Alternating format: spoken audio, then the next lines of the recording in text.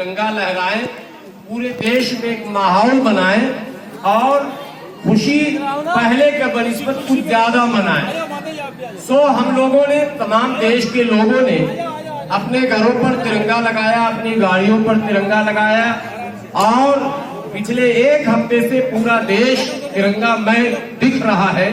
और आज ये कहा जा सकता है कि देश के कोने कोने में, गली में, चौपाल में, स्कूल में और तमाम जगहों पर पूरे लोग देश के आज इस पर्व को धूमधाम से मना रहे हैं। उन्हें मैं देश के लोगों को और तमाम लोगों को बधाई देता हूं, लेकिन ये जानना हमारे लिए बेहद जरूरी है कि ये स्वतंत्रता जिसका उत्सव हम आज मना रहे हैं, 75वां वर्ष है आज, आखिर ये मिला कैसे और मिला तो कितना मिला? क्या वाकई पूर्ण रूप से हम स्वतंत्र हो पाए हैं या नहीं हो पाए हैं?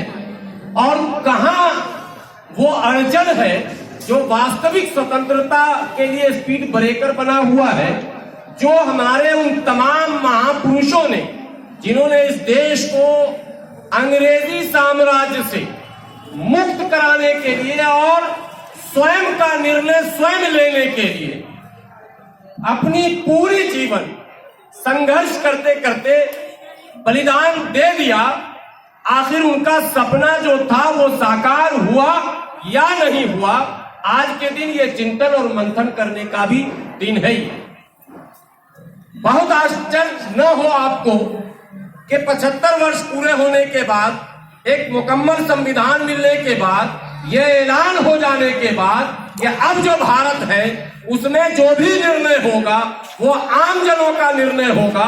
आप स्वयं फैसला करेंगे कि हम क्या खाएंगे, आप स्वयं फैसला करेंगे हम क्या पहनेंगे, आप स्वयं फैसला करेंगे हम क्या पढ़ेंगे, आप स्वयं फैसला करेंगे हमारा कैसा घर होगा, आप स्वयं फैसला करेंगे हम किस जगह पर नौकरी करेंगे।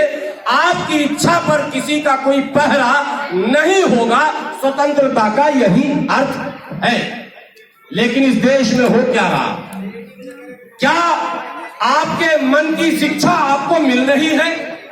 क्या अपने मन का भोजन आपको मिल रहा है? क्या शिक्षा में कहीं बाधाएं उत्पन्न नहीं की जा रही है?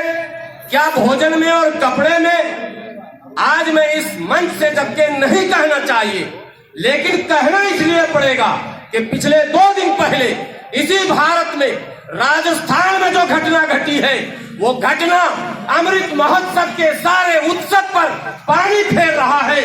जहां एक पढ़ने वाले बच्चे को केवल इसलिए कि वो मटका से पानी अगर पीता है, अपनी प्यास बुझाता है, तो उसकी हत्या कर दी जाती है। मैं समझता हूं इसकी जितनी निंदा की जाए, आजादी को शर्मसार करने वाली यह घटना। क्या हमारे महापुरुषों ने इसलिए बलिदान और त्याग दिया था? हम क्या खाएंगे, क्या पिएंगे?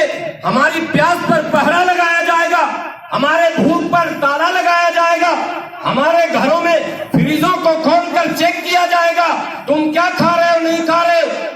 और देश के आदरणीय प्रधानमंत्री कपड़ों से लोगों को पहचानेंगे, तो मतलब है कि कपड़ा पहनने की भी अभी स्वतंत्रता हमको नहीं मिली है। यही मतलब होता है। कहीं ना कहीं हम पर ड्रेस कोड भी थोपा जाएगा। क्यों हमने बलिदान और त्याग दिया था? हमारे पूर्वजों ने जो आहुति दी, हमारे पूर्वजों ने जो लोहा लिया, हमारे पूर्वजों ने अपने आने वाली नस्लों की चिंता नहीं की, सब कुछ निछावर कर दिया इस आजादी के लिए। लेकिन हमें क्या मिला? क्या भूख से आजादी मिली? क्या खौफ से आजादी मिली? क्या भय मुक्त वातावरण बना? ये एक प्रश्न है जिस पर चिंतन और मनन करने की आवश्यकता है। खुशी है हमें इस बात की कि स्वतंत्रता मिली, खुशी है इस बात की कि 75 वर्ष तक लोकतंत्र अभी मजबूत है, लेकिन ये भय भी है कि इस लोकतंत्र के लुटेरे भी यहां मंडरा रहे। इस भय से अगर आप मुक्त हो गए तो आजादी, अगर भूख के भय से मुक्त हो गए तो आजादी। आज इस देश की जो स्थिति बनी हुई है, चाहे आप लाख भाषण दे दें, लेकिन आप जब देश की स्थितियों पर एक बार सामान्य नजर, दलगत भावनाओं से हटकर, धार्मिक भावनाओं से हटकर, जातिगत भावनाओं से हटकर, शुद्ध भारतीय होकर आप एक बार पूरे देश पर नजर दौड़ाएंगे, तो आपको लगेगा कि हमारे पूर्वजों का सपना अभी साकार नहीं हुआ है।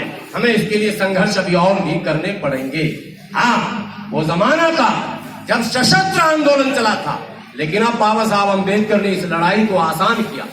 वोट का अधिकार आपको है, और वोट का अधिकार कर्पूरी ठाकुर भी कहा करते थे, और किसी जमाने में सामाजिक न्याय के योद्धा कहे जाने वाले लालू यादव भी कहते थे अपने भाषण में, वोट का अधिकार मतलब चोट का अधिकार, वोट का राज मतलब छोट का राज। यानी जो अंतिम पायदान पर खड़ा है वो चाहे अगर तो सत्ता को अपनी उंगलियों पर नचा सकता है, और वो अपने अनुकूल प्रतिकूल परिस्थिति बना सकता है, लेकिन वो उसकी इच्छा पर निर्भर करता है। अगर वो तमाम लोभ और लालच से मुक्त होकर देश हित में, राष्ट्र हित में, समाज हित में अगर फैसले लेगा तो निर्णय उसका देश को विकास की ओर ले जाएगा। और अगर वो लोभ में, लालच में, धर्म के आड़ में, जाति के इसमें अगर वो ग्रसित होकर निर्णय लेगा तो फिर विकास में बाधा उत्पन्न होगा, और उसके आने वाली नस्लों को इसकी कीमत चुकानी पड़ेगी।